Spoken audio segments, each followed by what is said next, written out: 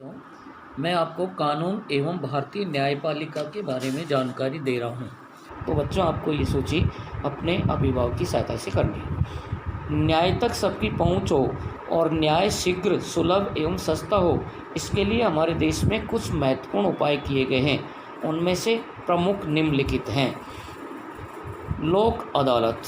प्राचीन समय से ही जिस तरह गांव के लोग अपने विवादों का निपटारा आपसी समझाइश और राजीनामा से करते हैं, उसी तरह का कार्य वर्तमान में लोक अदालत करती है। इससे लोगों में आपसी सद्भाव बनाए रखने में मदद मिलती है। यह आपसी समझौते के द्वारा विवादों का निपटारा कर लोगों के धन और समय का अपव्यय रोकती है। लोक अदालत के फैसले सभी पक्षों को अनिवार्य रूप से मान्य होते हैं। ऐसे फैसले के विरुद्ध कोई भी पक्ष किसी भी न्यायालय में अपील नहीं कर सकता है। हमारे राज्य के सभी जिला मुख्यालयों पर स्थायी रूप से लोक अदालतें काम करती हैं। यह नियमित अदालतों से अलग है। तो देखिए बच्चों कि पुराने ज़माने में गांव के लोग जो भी विवाद होता उसका निपटारा मिलजुल कर करते थे। उसी तरह से आज जो है वर्तमान में क्या बना दी गई बच्चों, लोक अदालत। अब इसमें आपस में जो भी विवाद होता है, तर्क वितर्क हो जाता है, झगड़ा हो जाता है, तो उसका निपटारा जो है आपस में मिलजुल कर करते हैं। इससे समय भी बचता है और धन भी बचता है। अब ये जो लोक अदालत तय कर देती है उसको दोनों पक्ष को मानना ही पड़ता है। इसकी अपील न्यायालय में नहीं की जा सकती। लोक अदालत का दृश्य। तो देखो बच्चों, ये जो चित्र दिखाई दे रहा है इसमें लोक अदालत का सीन दिखाई दे रहा है। लोग बैठे हुए हैं। त्वरित न्यायालय, फास्ट ट्रैक कोर्ट। न्यायालयों में मुकदमों की बढ़ती हुई संख्या के कारण कई वर्षों तक मुकदमों का निर्णय नहीं हो पाता है। न्याय में देरी का अर्थ है न्याय न मिलना। गंभीर किस्म के कुछ विशेष प्रकरणों में लोगों को शीघ्र न्याय दिलाने के उद्देश्य से त्वरित न्यायालयों की स्थापना की गई है। इन न्यायालयों में मुकदमों की दिन प्रतिदिन सुनवाई कर त्वरित निर्णय किए जाते हैं। तो देखिए बच्चों, फास्ट ट्रैक कोर्ट क्या होता है? जैसे न्यायालय में कई मामले ऐसे होते हैं जो लंबे समय तक उनका निर्णय नहीं होता, क्योंकि मुकदमे बहुत ज़्यादा होते हैं, इसलिए कई वर्षों लग जाते हैं। इससे न्याय में देरी हो जाती है। अब गंभीर किस्म का जो मामला है उसमें फटाफट न्याय की ज़रूरत पड़ती है, इसलिए ऐसे कार्य के लिए फास्ट ट्रैक कोर्ट या त्वरित न्यायालय की स्थापना की गई है। तो इन न्यायालय में मुकदमे की दिन प्रतिदिन सुनवाई करते हैं और तुरंत निर्णय किया जाता है।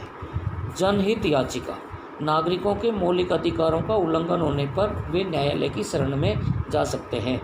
कई बार लोगों को अपने अधिकारों की जानकारी नहीं होती, जिससे सरकार या लोगों द्वारा उनके अधिकारों का हनन किया जाता रहता है और वे जानकारी के अभाव में उनके उल्लंघन के विरुद्ध अदालत में भी नहीं जाते।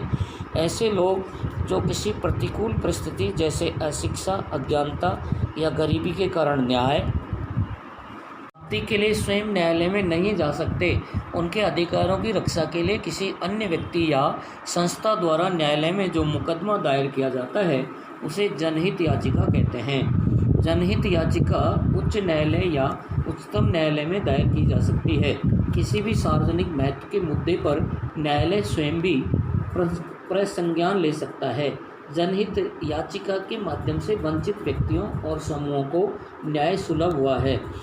ऐसी ही एक जनहित याचिका के आधार पर सर्वोच्च न्यायालय ने 28 मार्च 2001 को सभी राज्य सरकारों को राजकीय और राज्य सहायता प्राप्त विद्यालयों में प्राथमिक स्तर के विद्यार्थियों को 6 माह के भीतर पके हुए मध्याह्न भोजन की व्यवस्था के आदेश प्रदान किए। न्यायालय के इस आदेश की क्रियान्विति राज्य सरकारों द्वारा की जा रही है। राजस्थान में राजकीय और राज्य सहायता प्राप्त विद्यालयों के उच्च प्राथमिक स्तर के सभी विद्यार्थियों को पका हुआ मध्याह्न भोजन उपलब्ध कराया जा रहा है। इस उदाहरण से स्पष्ट है कि जनहित याचिका से कार्यपालिका की जवाबदेही और व्यवस्थापिका की सजगता में वृद्धि हुई है। तो देखिए बच्चों, कई बार क्या होता है, नागरिकों के मौलिक अधिकारों का उल्लंघन होता है, लेकिन कई लोग न्यायालय में नहीं जा सकते क्योंकि उनको जानकारी नहीं रहती अपने अधिकारों की और उनके अधिकारों का हनन होता रहता है। अब जैसे कई लोग गरीबी, अज्ञानता, अशिक्षा के कारण न्याय प्राप्त करने के लिए न्यायालय में स्वयं नहीं जा सकते। अब उनके अधिकारों की रक्षा के लिए क्या होता है बच्चों, दूसरा व्यक्ति या संस्था न्यायालय में मुकदमा दायर करता है, उसी को क्या कहते हैं बच्चों, जनहित याचिका। अब जनहित याचिका उच्च न्यायालय या सर्वोच्च न्यायालय में दायर की जा सकती है। कहाँ दायर की जा सकती है बच्चों? उच्च न्यायालय या सर्वोच्च न्यायालय में। किसी भी सार्वजनिक महत्व का जो मुद्दा है ना, उस पर न्यायालय स्वयं अपना निर्णय देता है। अब जनहित याचिका के द्वारा वंचित व्यक्तियों और समूहों को क्या मिलता है बच्चों? न्याय आसानी से मिलता है। जनहित याचिका के आधार पर सर्वोच्च न्यायालय ने 28 मार्च 2001 को सभी राज्य सरकारों को ये कह दिया कि राजकीय और राज्य से सहायता प्राप्त जो विद्यालय हैं उसमें प्राथमिक स्तर के विद्यार्थियों को 6 महीने के भीतर पके हुए मध्याह्न भोजन की व्यवस्था का आदेश जो है दिया गया, प्रदान किया गया। न्यायालय के इस आदेश की क्रियान्विति राज्य सरकार द्वारा की जा रही है।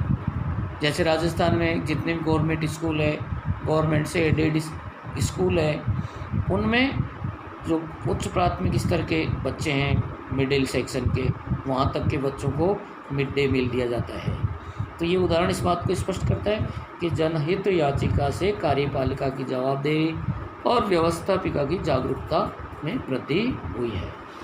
विधिक सहायता सेवा। समाज के कमज़ोर वर्गों को सरकार की ओर से विधिक सहायता सेवा का प्रावधान किया गया है। इस सेवा के अंतर्गत मुकदमे की पैरवी करने हेतु सरकार द्वारा वकील की निःशुल्क सेवा उपलब्ध कराई जाती है।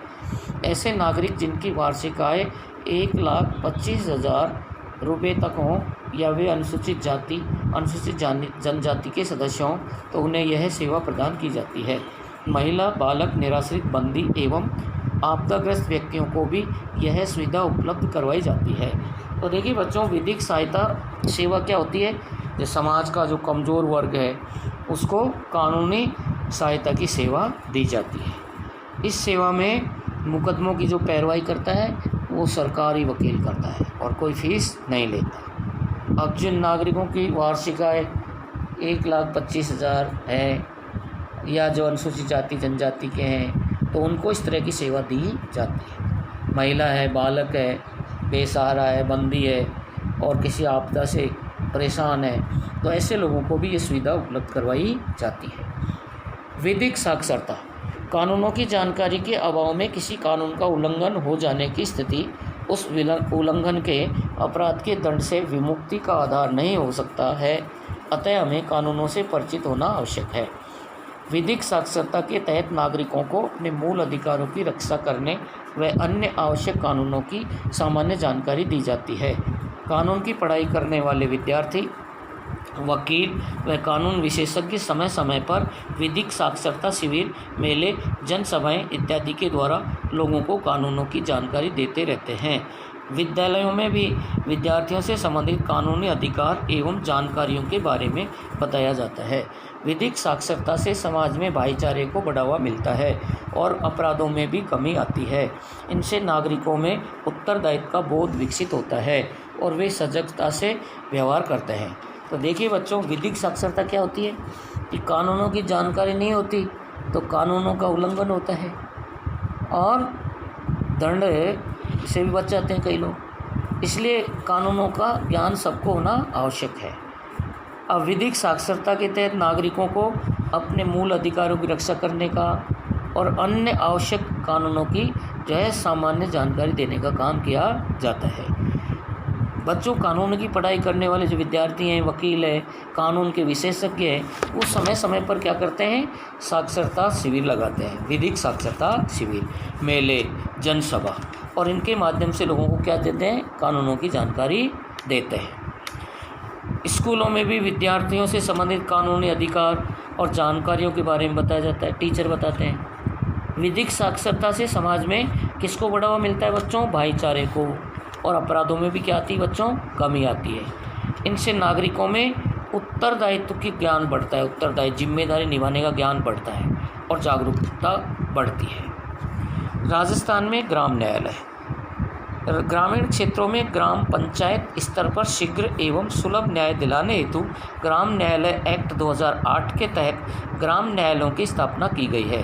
राजस्थान में भी ग्राम न्यायालयों की स्थापना की गई है। राजस्थान में पहला ग्राम न्यायालय जयपुर जिले के बस्सी में खोला गया है। तो देखिए बच्चों, ग्रामीण क्षेत्रों में ग्राम पंचायत स्तर पर जल्दी और आसानी से लाभ न्याय दिलाने के लिए ग्राम न्यायालय एक्ट 2008 के अंतर्गत ग्राम न्यायालयों की क्या की गई है? स्थापना।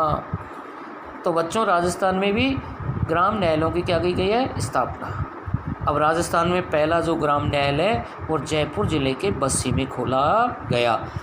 ग्राम न्यायालय बस्सी, जयपुर ज़िला। देखो बच्चों ये चित्र दिखाई दे रहा है, ये आपको ग्राम न्यायालय बस्सी का है, वो दिखाई दे रहा है। ग्राम न्यायालयों में न्यायिक अधिकारियों की नियुक्ति उच्च न्यायालय के परामर्श से की जाती है।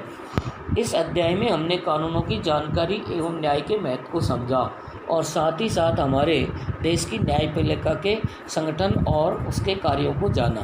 हम वंचित लोगों को न्याय उपलब्ध कराने के नवीन प्रयासों से भी परिचित हुए। तो देखिए बच्चों, ग्राम न्यायालयों में न्यायिक अधिकारियों की नियुक्ति किसके द्वारा की जाती है, उच्च न्यायालय के परामर्श के द्वारा की जाती है। तो हमने इस पाठ में सारी जानकारी ली, कानूनों की, उनके महत्व को समझा और न्यायपालिका के बारे में जानकारी प्राप्त की। शब्दावली। देखिए बच्चों, मैं आपको कठिन शब्दों का अर्थ बता रहा हूँ। मुकदमा, न्यायालय के विचाराधीन विवाद का मामला। अपील, निचली अदालत के फैसले के विरुद्ध पुनः विचार के लिए किसी पक्ष का ऊपरी अदालत में जाना। याचिका, अपने अधिकारों की रक्षा के लिए न्यायालय में प्रार्थना करना। वकील, कानून के सिद्धांतों और कानूनों के आधार पर अदालत में किसी मुकदमे में पैरवी करने वाला कानून का विद्वान। अभ्यास प्रश्न। देखिए बच्चों, मैं आपको ये अभ्यास प्रश्न अपने अभिभावक और पाठ्य पुस्तक की सहायता से करने के लिए दे रहा हूँ, जो आप इसको सॉल्व करेंगे और मुझे सेंड करेंगे, बताएंगे। फर्स्ट, निम्नांकित प्रश्नों के सही विकल्प को चुनते हुए कोष्टक में अंकित कीजिए। पहला, निम्नांकित में से कौन सा मामला फौजदारी कानून से संबंधित है? ए, डकैती, ब, संपत्ति का बंटवारा, स, किराया, ड, विवाह पंजीकरण। सेकंड, विधिक साक्षरता शिविरों का उद्देश्य है जनता को ए, कानूनी जानकारी देना, ब, अक्षर ज्ञान देना, स, प्रौढ़ शिक्षा देना, ड, वकील बनाना। सेकंड, निचली अदालत के फैसले के विरुद्ध जब कोई पक्ष ऊपरी अदालत में जाता है तो उसे क्या कहते हैं? थर्ड, राजस्थान उच्च न्यायालय तथा इसकी पीठ कहाँ स्थित है? फोर्थ, सर्वोच्च न्यायालय के न्यायाधीशों की योग्यताएं लिखिए। फिफ्थ, लोक अदालत से क्या अभिप्राय है? सिक्स, जनहित याचिका किसे कहते हैं? सेवन, न्यायिक पुनरावलोकन से आप क्या समझते हैं? एट, सरकार किन किन बातों को ध्यान में रखकर कानूनों का निर्माण करती है? नाइन, सर्वोच्च न्यायालय के क्षेत्राधिकार का वर्णन कीजिए। 10, यातायात कानूनों का उद्देश्य क्या है? 11, हमारे देश के वर्तमान यातायात नियमों का संक्षेप में वर्णन कीजिए। 12, शराब के दुष्प्रभाव लिखिए। 13, यदि मैं एक यातायात पुलिस का सिपाही होता, इस विषय पर एक निबंध लिखिए। थैंक्स।